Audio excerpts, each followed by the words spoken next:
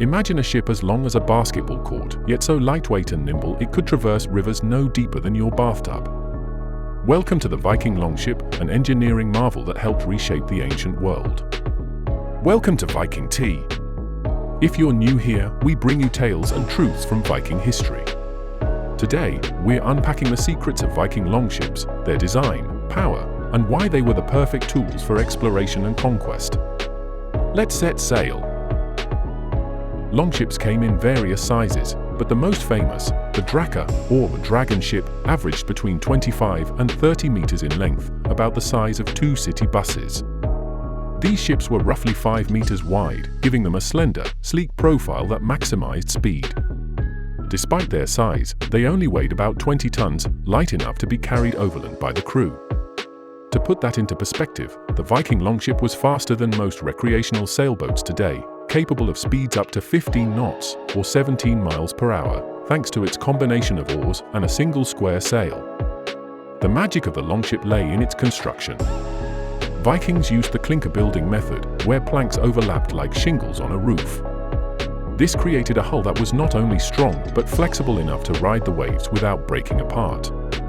The shallow draft, typically less than 1 meter, meant longships could navigate rivers and estuaries that other ships couldn't. This is why Vikings could raid places far inland, like Paris and Seville, and retreat just as quickly. In modern terms, it was like having an amphibious assault vehicle, equally at home on rivers and open seas. And when the terrain got rough, the crew could literally pick up the ship and carry it overland, a feat impossible for larger medieval vessels. One key advantage of the longship was its silence. Unlike other ships of the time, longships could glide into an enemy harbor with little more than the sound of oars cutting the water. This element of surprise was crucial for Viking raids. Because of their shallow draft, longships didn't need docks. They could beach themselves on almost any shore, allowing warriors to disembark within seconds. Imagine if modern-day special forces could park their boats right in your backyard. That's the kind of tactical edge longships provided. While oars powered the ship in calm waters, the real game-changer was the longship's sail. Measuring up to 90 square meters, about the size of a tennis court, it could harness the North Atlantic winds to propel the ship at incredible speeds.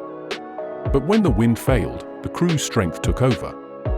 A typical longship had between 20 and 60 oars, depending on its size. With a team rowing in perfect unison, these ships could maintain a steady pace for hours, even against the current. Even today, the Viking longship remains a symbol of innovation.